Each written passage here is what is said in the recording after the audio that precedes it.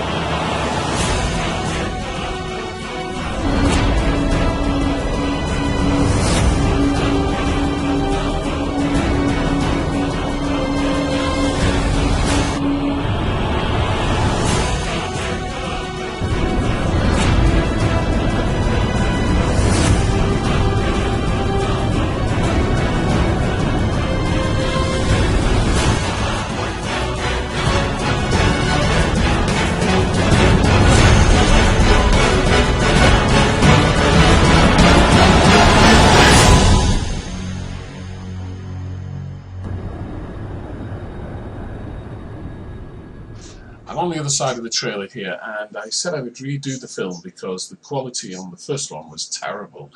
Deacle asked me if I would redo it again.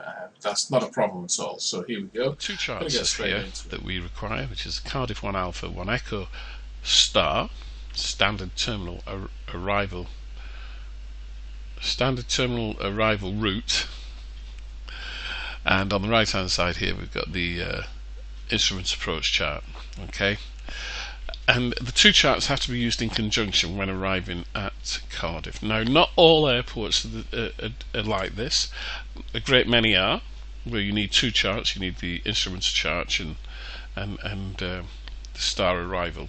More often than not, though, if ATC is on, they will vector you. So at Cardiff, if I was controlling at Cardiff on radar control, I would give you radar vectors to the ILS, and it would be entirely different from the approach chart.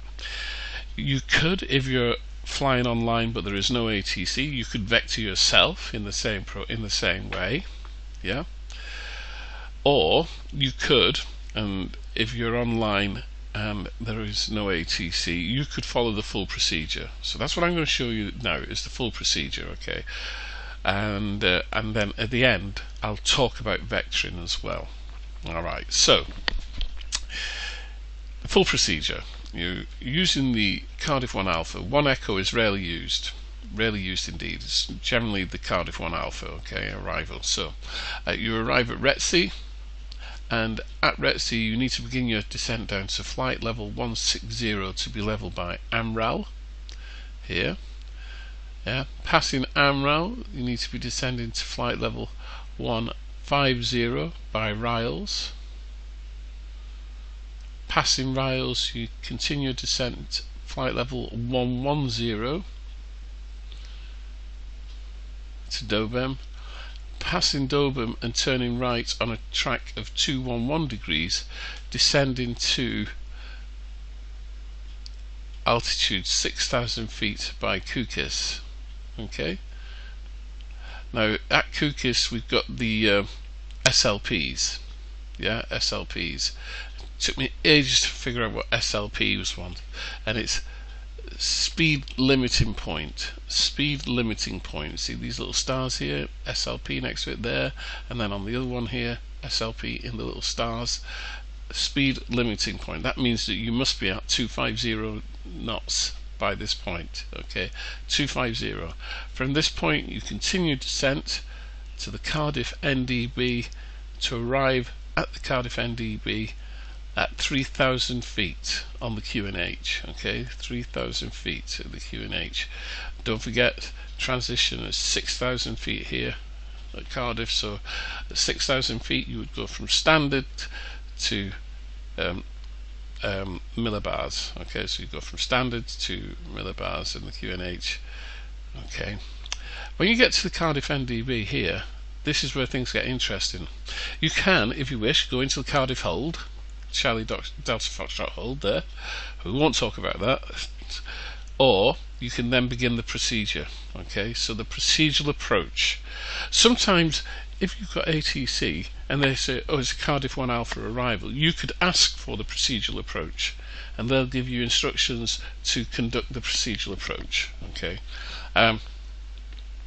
what we do when we get to the Cardiff NDB, turn left on a heading of 135 degrees to DME 8.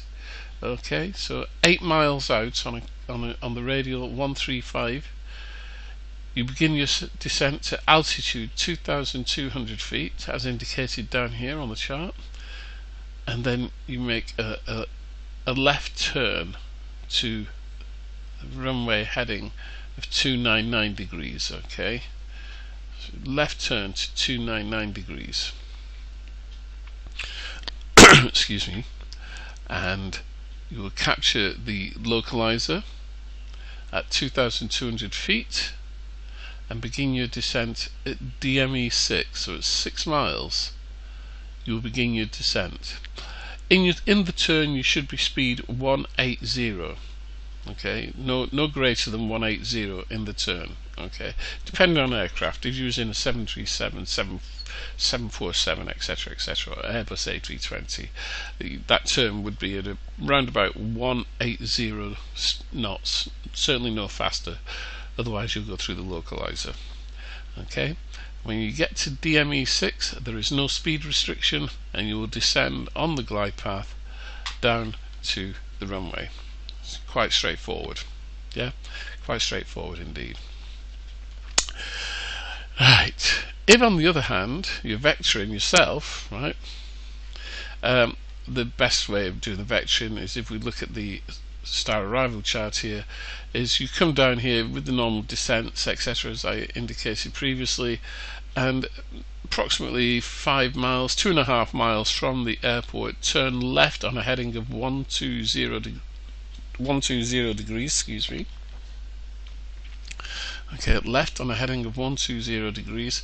So you're about halfway across the Bristol Channel to about here. You've got these two little islands, one there and one there. So heading of 120 degrees, and then turn right heading 270 degrees, and you'll capture the localizer. Okay, so that's how self-vectoring is. Really, it's not difficult. But the headings to do that, about 2.5 miles. It takes about 2 miles to turn at 180 knots. You need left heading 120 degrees, and then as you come to the little island here, turn right 270 to capture the localizer. Now that's really straightforward. Now that's just the Cardiff 1 Alpha. Obviously, you've got runway 12, which is the other end. You'd still use the Cardiff 1 Alpha Star, but it would be a different approach. And very similar to this, you go out over on a teardrop and come round. And the capture altitude is the same for runway 12, 2,200 feet. So, I hope you find that helpful, decal. I'm sorry about the first film and the quality on that. It happens, but hopefully it's all sorted out now. And we'll see you all again soon. Cheerio.